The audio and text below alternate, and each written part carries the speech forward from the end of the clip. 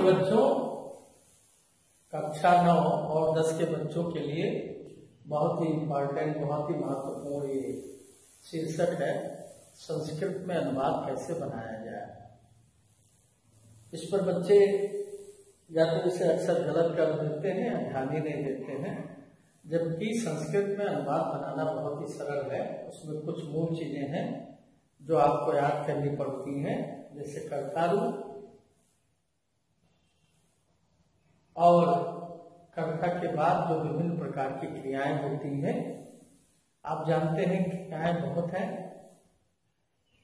पढ़ना, उठना, बैठना, खाना, रोना, गाना आदि तमाम क्रियाएं हैं। संस्कृत में आपके स्तर तक 5 लकार हैं। पांचों लकारों को आपको जानकारी होनी चाहिए और क्लास 8 तक आपने संस्कृत में अनुवाद बनाना सीखा होगा। तो 5 लकार में लगभग सब प्रकार के अनुवाद आ जाते हैं। तो प्राथमिक स्तर पर हम संस्कृत में अनुवाद कैसे बनाते हैं वो प्रक्रिया हम आपको समझाने जा रहे हैं, और ये 2-3 दिन प्रक्रम चलेगा तो आप अनुवाद बनाना जान जाएंगे। तो इसमें देखिए, संस्कृत में अनुवाद बनाने के लिए सर्वप्रथम कर्ता और दूसरे स्थान पर कर्म और फिर क्रिया की आवश्यकता होती है। वैसे एक चीज मैं बताऊं आपको कि तमाम भाषाओं में संस्कृत भाषा ही एक ऐसी भाषा है बच्चों, जिसमें किसी भी क्रम में आप रख दीजिए, कर्ता के बाद अगर आप क्रिया रखते हैं फिर कर्म रखते हैं तो भी सही होगा। कर्ता के बाद कर्म रखते हैं फिर क्रिया रखते हैं तो भी सही होगा। और अगर आप कर्ता को बाद में कर देते हैं या पहले रखते हैं तो भी सही होगा, क्योंकि इसका व्याकरण बड़ा ही अनुशासित और सटीक होता है। ये अन्य विषयों की तरह इसका मोहताज नहीं होता कि कर्ता क्रिया का कहीं स्थान बदल दिया गया तो फिर वो अर्थ नहीं दे पाता। इसलिए ये सबसे श्रेष्ठतम भाषा मानी गई है, और देव भाषा तो है ही, इसमें लालित्य है, बड़ी सुंदर रागिनी है, लेकिन व्याकरण उस रागिनी से भी ज्यादा विशुद्ध है। कहीं भी शब्द को रख दीजिए वो पूरा अर्थ देगा। कर्ता क्रिया कर्म के स्थान परिवर्तन से प्रभाव नहीं पड़ता, लेकिन मूल रूप से हम कैसे अनुवाद बनावे उस प्रक्रम में पहले कर्ता फिर कर्म फिर क्रिया। जैसे एक उदाहरण देखें, आप बहुत ध्यान से सुनेंगे क्योंकि ये मूल चीज है। जैसे आया राम विद्यालय जाता है। मैंने बताया आपको कि 5 लकारों में सब कुछ समाहित है लगभग। तो इसमें पहले हम यही रखना है, तो बताना है कैसे रखा जाएगा ये बाद में समझाएंगे। तो आप इसका अनुवाद बना लेते हो। राम का रामा, रामो रामान प्रथम रूप है रामा। अब इसमें आप देखें विद्यालय जाता है, इसमें को छिपा है। राम विद्यालय को जाता है, तो को जाने के लिए कर्ता ने कर्म को आपको कारक भी पढ़ना पड़ेगा, लकार जानना पड़ेगा। कारक और लकार आप जान जाएंगे तो आपका अनुवाद क्लियर हो जाएगा। तो हम आज 4 कारक का बनाएंगे और कर्ताओं का, इसे आप पहले याद करोगे और कुछ उदाहरण भी बताएंगे। फिर धीरे धीरे 2-3 दिनों में 2-3 वीडियो में ये आपको समझ में आ जाएगा। तो रामा आपका कर्ता है। अब यहाँ जाना क्रिया है बच्चों, तो अंग्रेजी अगर आप पढ़ते तो पहले आप क्रिया रखते। इसमें बिल्कुल सीधा, राम के बाद आपका कर्म है तो कर्म को ले आइए। अब विद्यालय को या घर को, तो को छिपा है और को चिन्ह किसका है आप ये जानते हैं। कर्ता ने कर्म को, बहुत ध्यान से सुने, कर्म करण से, ये से माने संबंध स्थापित करने वाला, विद और भाई, इस सेंस में तृतीया है ये विद और भाई जो अंग्रेजी में प्रयोग करते हो। जैसे मैं कान से सुनता, तो कान से हमारा संबंध स्थापित होता है, इसलिए करण का। लेकिन अगर ये कहा जाए कि वृक्ष से पत्ता गिरता है, अभी से आया, तो वहां संबंध टूट रहा है, इसलिए वो अपादान बच्चे में हो जाएगा। तो यहाँ करण का है, कर्ण से, कर्ता ने कर्म को करण से संप्रदान के लिए, यानी अंग्रेजी में आप पाप लगा देते हो, अपादान से माने संधिविच्छेद। जब किसी का किसी से संबंध टूटता है, वहां इस पंचमी वाले से का प्रयोग होता है। अपादान से संबंध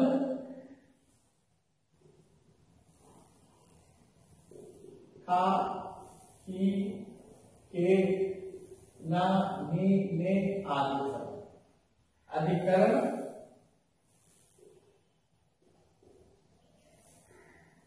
में पर, अभी एक प्रयोग बता है, समझेंगे आप। संबोधन हो अरे, अब ये संख्या भी आपको जानना चाहिए। ये प्रथमा है, द्वितीया है, तृतीया, चतुर्थी, पंचमी,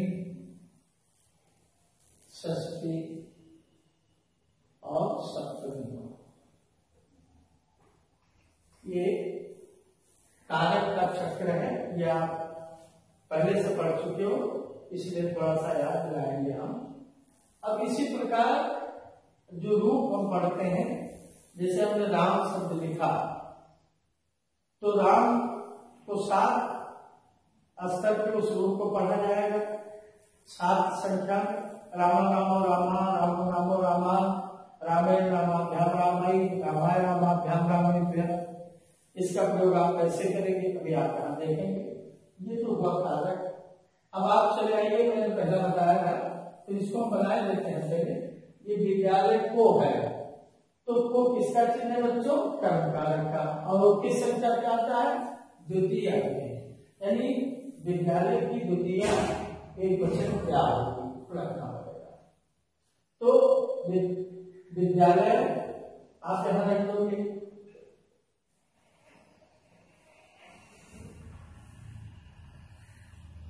अब चूंकि राम विद्यालय जाता है, ये लट लकार वर्तमान काल है। हमने कहा 5 लकार, तो लट लकार वर्तमान का, लंग लकार भूतकाल, लोट लकार आज्ञा, जिसको आप इंपोरेटिव सेंटेंस कहते थे, पढ़ते थे। विधि चाहिए, तो लट, लोट और लिट लकार आवश्यकता, फ्यूचर जिससे आप कहते हैं। तो ये 5 लकार आपको तैयार करना पड़ेगा। एक कोई क्रिया ले लो, पठ धातु ले लो, पठत पठता पठन, पठस पठता पठत, पठाम पठाओ पठामा। अब यही अपठत अपठताम अपठत लंग लकार में। चाहिए अर्थ में पठेत पठेताम पठे, आज्ञा अर्थ में तुताम अंत पठत पठताम पठन। तो भविष्य काल में प्रतिशत प्रतिशतता प्रतिशत, ये सब आपको पढ़ाया जा चुका होगा। आप 9th के स्टूडेंट हो, 10th के हो, तो उसको लिखने में बहुत समय लगेगा। मैं ये मानता हूं कि आपको पढ़ाया गया है, इसलिए जब हम यहाँ अभ्यास कराएंगे तो आपका अनुवाद सरल हो जाएगा। तो कर्ता रूप हम चलिए जान लेते हैं। एक वचन, द्विवचन और एक तीसरा बहुवचन है।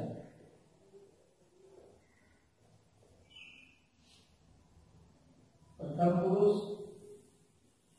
मध्यम पुरुष और उत्तम पुरुष।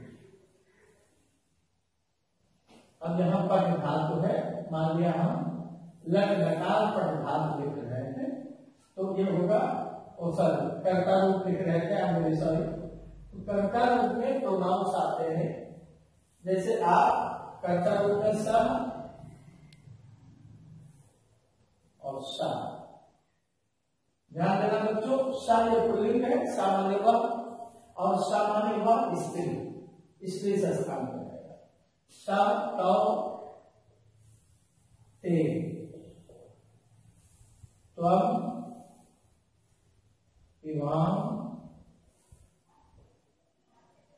यूयम अहम आवाम वयम। देखिए, जब आप कर्ता में नाम है तो नाम यहां रहेगा, कोई दिक्कत नहीं है। लेकिन जैसे आया सामान्य वा या आया वे दोनों, तो वे दोनों के लिए तो का प्रयोग करते हो, वे सब एक का प्रयोग करोगे तो माने तू, यहाँ भगवान भी लिख सकते हो, इमाम माने तुम दोनों, यूएम माने तुम सब भोजन करते हो, तो तुम सब के लिए यूएम का प्रयोग आप करोगे। मैं भोजन करता हूं, अहम आएगा। हम दोनों भोजन करते हैं, अहम आएगा। हम सब संस्कृत पढ़ते तो वह आएगा। इसलिए ये कर्ता भी आपको जानना चाहिए। और निश्चित रूप से जिस पुरुष एवं वचन का कर्ता होगा बच्चों, उसी पुरुष एवं वचन की क्रिया होगी काल के अनुसार। इसलिए एक क्रिया रूप लिखे जा जाए, फिर आपको चक्र समझाया जा रहा है। यहाँ क्रिया रूप इसी तरह लिख लीजिए। क्रिया रूप मानो पठ था, पठ माने पढ़ना। ये इसी क्रम में आप ले लीजिए। प्रथम पुरुष, मध्यम पुरुष और उत्तम पुरुष। ये एक वचन में पठति, पठता, पठन्ति। अनुवाद बनाना बहुत ही सरल है। ये चक्र अगर आपको याद हो जाता है तो आप बहुत अच्छे ढंग से अनुवाद बना सकते हैं अपने हाई स्कूल स्तर का। पठत, पठता, पठन, फिर ये मध्यम पुरुष में पठसी, पठता, पठत, पठामि, पठावा, पठामा।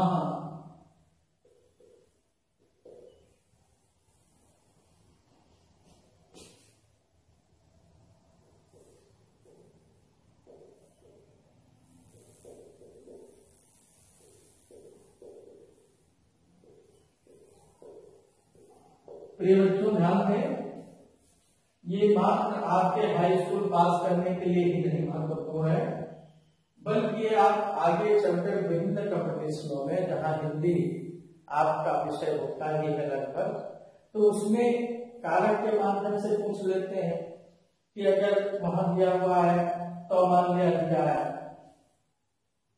वह दोनों पुस्तक पढ़ते हैं और वहां उसने दे दिया कि तो पुस्तकम पठन भी दे दिया, पठता दे दिया, पठन भी दे दिया, तो उसमें अभी आप जब इससे जानोगे तभी आप, चूंकि तो आपका द्विवचन का है प्रथम पुरुष, द्विवचन का तो प्रथम पुरुष द्विवचन की क्रिया तभी तो लगा पाओगे और वहां एक नंबर आपको कंपटीशन में मिल जाएगा। इस प्रकार इसमें सैकड़ों प्रश्न इस प्रकार के बनते हैं।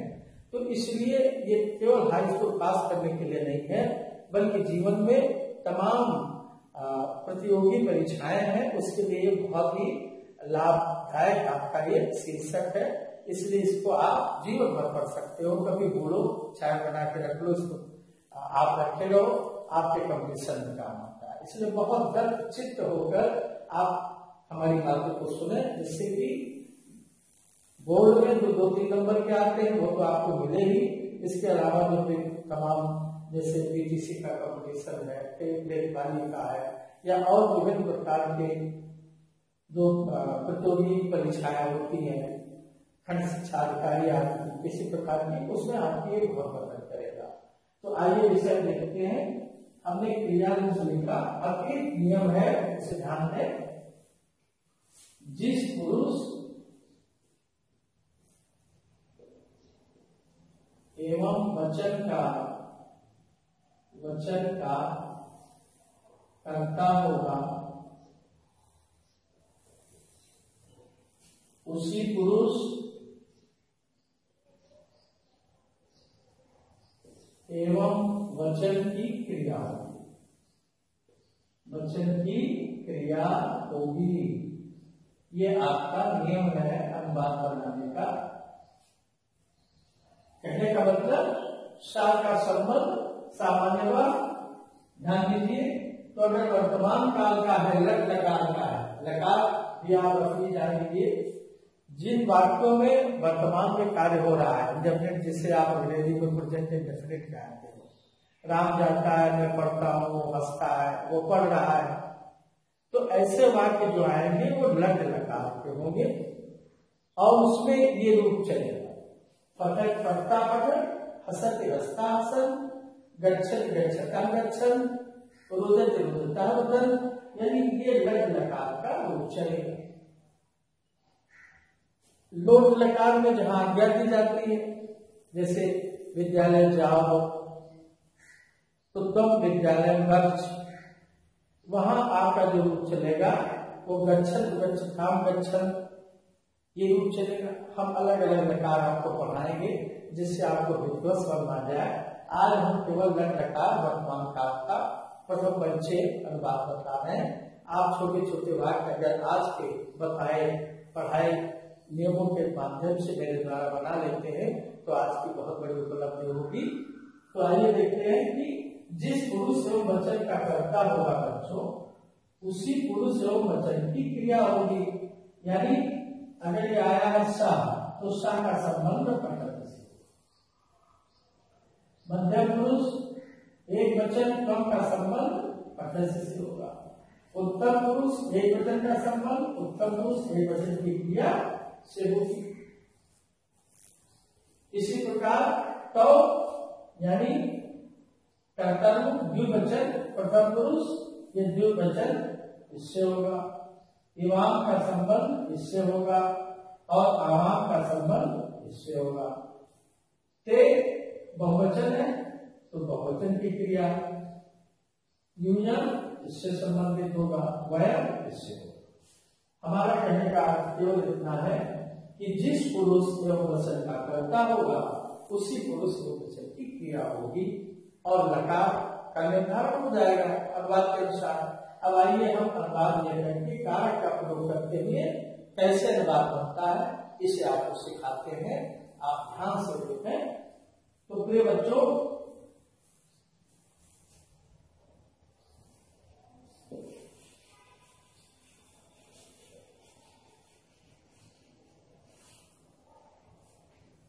देखिए अनुवाद आता है, पाठ कहता है, मैं विद्यालय में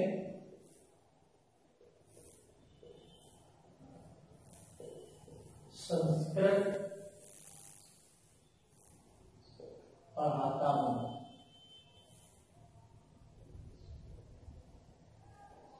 ये आपका हिंदी वाक्य है, ध्यान से देखें। मैं विद्यालय में संस्कृत पढ़ाता हूं। अब पहली चीज आप तुरंत अपने दृष्टि में लावें कि पढ़ाता हूं ये वर्तमान काल लग लगता है, क्योंकि क्रिया हो रही है। तो हमें वर्तमान काल लग लकार की पद धातु की क्रिया को लगाना है, इतनी चीज निश्चित हो गई। अब इसमें मैं की संस्कृति क्या होती है? अहम होती है बच्चों। ये आपके चार्ट में है, देखिए अहम है आपका। अब दूसरी चीज नहीं, मैंने कहा था कर्ता के बाद कर्म को लाना है, तो यहाँ कोई जरूरी नहीं है, हम एक कर्म से ही बनाते हैं। मैंने कहा था कि चाहे आप क्रिया पहले रखें या कर्म रखें, तो चूंकि विद्यालय में एक स्थान आ गया है इसलिए उसको पहले रखना होगा। फिर हमारा कर्म क्या है, संस्कृत है, उसको रखेंगे। फिर क्रिया को अर्थ में लाना है। तो अहम आपका कर्ता हो गया और यहाँ आया विद्यालय में। अब आप ध्यान दीजिए कारक का चिन्ह आया में, ये ध्यान देना आपको। अब आप चूंकि कारक आपके मानस पटल में याद है तो में किसका चिन्ह है, दिमाग लगाइए, अधिकरण का। अधिकरण किस संख्या पर है, तो अधिकरण सप्तमी पर है। ये आपको पहले से याद है, क्योंकि अगर ये नहीं तैयार है तो आप नहीं जान पाओगे। और बिल्कुल गणितीय नियम है, उसी नियम के अनुसार बन जाता है। तो में आपका अधिकरण का चिन्ह है और अधिकरण आपकी सप्तमी संख्या पर आती है। इसलिए विद्यालय को सप्तमी में लेकर करके एक वचन में आपको रखना है। तो बड़ी आसान बात है, अकारांत आप 2-3 याद कर लीजिए। बालका बालका बालका बालका बालका बालका, और आक्रांत आप याद कर लो, पिता पिता का, पिता पितरो पितरा, पितरो पितरो पितरी। तो ये आपको उकारांत इकारांत ये 4-5 प्रकार के याद हो जाए तो कोई शब्द आपका बन जाएगा। अब यहाँ आया विद्यालय, और अगर आप उतना इंटरेस्टेड नहीं है तो भी अमूमन अकारांत में अगर अधिकरण है तो में ए, तो उसमें विद्यालय ग्रामे, तो विद्यालय ग्रामे। क्यों? क्योंकि जब आप इसको यहाँ लाओगे अधिकरण में तो बालके बाल करो, बालके, ये रूप चलता है बच्चों, बालके बाल करो। और आपका एक वचनी है, विद्यालय लिखी है, तो बालके वहां हुआ सप्तमी में अधिकरण में, तो यहाँ आप विद्यालय लिखिए। क्या लिखोगे बच्चों? विद्यालय। अब कर्म आया, क्या पढ़ाता हूं? उत्तरा संस्कृत। तो संस्कृत को पढ़ाया जाता है। तो बालका बालको बालका, बालकम बालको बालका, द्वितीय में बालक का अकारांत का बालकम होता है, आपका संस्कृतम हो जाएगा। तो विद्यालय संस्कृतम। अब पढ़ाता हूं, तो पढ़ाने और पढ़ने में अंतर होता है। जैसे पढ़ता हूं होता तो आप अहम के अनुसार यहाँ पठान लगा देते, क्योंकि यहाँ आपका उत्तर पुरुष से वचन है। तो उत्तर पुरुष से वचन की पठधान की पठान योग बना। यहाँ पढ़ाने की बात है तो पाठ्यनाम में हो जाएगा। वो इसे चलेगा, पाठ्य पाठ्यता पाठ है तो पाठ्यनाम, संस्कृतम पाठ्यनामी। और पढ़ता हूं अगर है तो पठान भी हो जाएगा। ये बात समझ में आई? कर्ता क्रिया और कार्य का सहारा लेते हुए लकार का मैंने एक बात बना दिया। आप और दूसरा देख लीजिए, तुम दोनों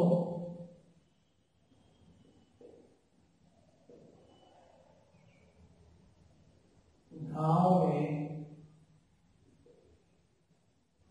रहते हो। बिल्कुल समझ आएगा, आप ध्यान से सुने बस। तुम दोनों गांव में रहते हो, रहते हो करते हो लटका है। अब तुम दोनों की संस्कृत आपको आनी चाहिए। तुम इमाम, तुम माने तू, इमाम माने तुम दोनों। ये बहुत सरल है, याद कर सकते हो। तुम इमाम तो इमाम शब्द आया तुम दोनों के लिए, आपने यहाँ इमाम लिखा। अब गांव में देख करके आपको तुरंत पता चल गया कि अधिकरण कारक का है, और आपको ग्राम अकारांत है। तो ग्रामे जैसा विद्यालय ऐसा एक ग्रामीण हो गया, क्योंकि यहाँ बाल के मैंने बताया। तो आपने लिख दिया बच्चों ग्रामीण। अब यहाँ दोनों लिखने की आवश्यकता नहीं है, ध्यान रखिएगा, क्योंकि तुम के बाद इमाम तो द्विवचन नहीं है। ये जैसे साथ के बाद तो द्विवचन है, तो इमाम ग्रामीण। अब चूंकि यहाँ आपका बच्चों ये कर्ता रूप द्विवचन और मध्यम पुरुष है, तो अब आपका मध्यम पुरुष है, द्विवचन है, तो मध्यम पुरुष द्विवचन पढ़ता है जिसमें पढ़ने के लिए, तो वसत वसता वसन वसस वसता आप कर सकते हो वसता।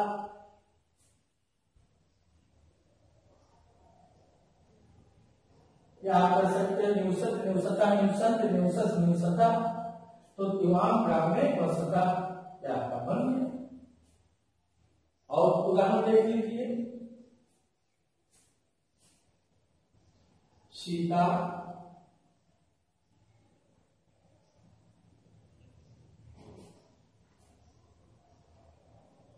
राम को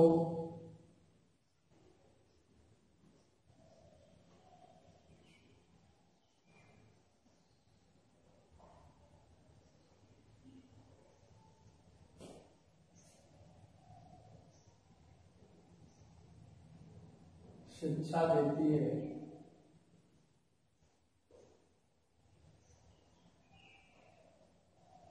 सीता राम को शिक्षा देती है, तो सीता उसका इस स्थान का है, हमने दिशा माने वाले के लिए बताया था। तो सीता अब राम को, तो रामम, अपने बच्चों सीता प्रथम पुरुष एक वचन की करता है, तो प्रथम पुरुष एक वचन की क्रिया भी होगी, शिक्षा देती है, तो शिक्षा की, ये बन गया। और आप उदाहरण देखें, समझ में आ रहा है ना? आप छोटे छोटे उदाहरण, छोटे छोटे वाक्य तो बना ही सकते हैं, फिर धीरे धीरे बड़े बड़े वाक्य बनाएंगे।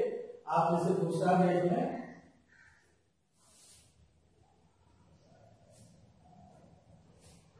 राम का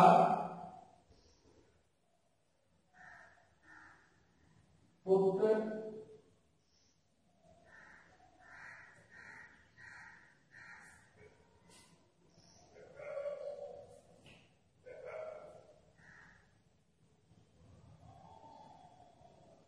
मोहन के साथ रहता है। मान लिया ये बात, मैंने कोशिश किया है कि दो दो कारक डालना है। राम का पुत्र, अब ये वर्तमान काल का है, निरंतर काल का, ये बच्चों राम का, तो का किसका चिन्ह है? षष्ठी का, संबंध का। और यहाँ राम का रूप क्या होगा? रामस्य। क्यों होगा? इसलिए क्योंकि जैसे बालक का बालकस्व, ऐसे राम का रामस्य होगा, ये आपको याद करना पड़ेगा। तो षष्ठी में यहाँ रामस्य हो गया, राम का पुत्र पुत्रा। अब ये दूसरा मैंने कारण दे दिया, मोहन के साथ, यहाँ के साथ आया, तो के साथ के लिए आपको कोई यहाँ के साथ नहीं लिखा मिलता है, आप भ्रमित हो सकते हो कि के साथ के लिए क्या लगाना है। तो एक बड़ा प्रसिद्ध नियम है कि साकम साधम समम प्रक्रिया, एक सूत्र है, जहां कहीं किसी के साथ कोई कार्य होता है वहां कारक तृतीया ही माना जाता है। तो तृतीया मानने का मतलब क्या है? राम को तृतीया में ले जाओ, रामा रामो रामा रामो रामो रामान रामेण रामाभ्याम रामई, दूसरा लिखा रामेण रामाभ्याम रामई, तो रामेण आया, तो यहाँ तृतीया में मोहन आया, तो मोहन होगा।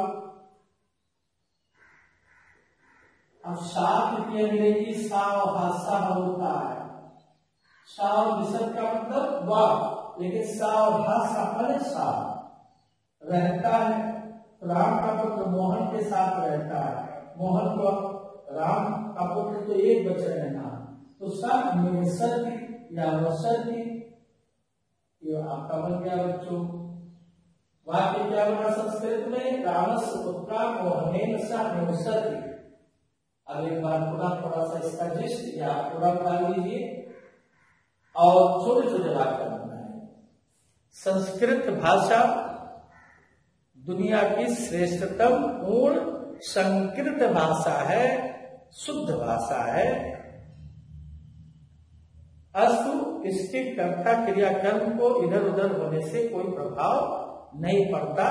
ये किसी भी क्रम में होगा, पूर्ण अर्थ देने वाली एकमात्र ऐसी भाषा है दुनिया की। दूसरी चीज, अनुवाद बनाने के लिए हमको मूलतः 3 चीजों की परम आवश्यकता है, कर्ता कर्म क्रिया।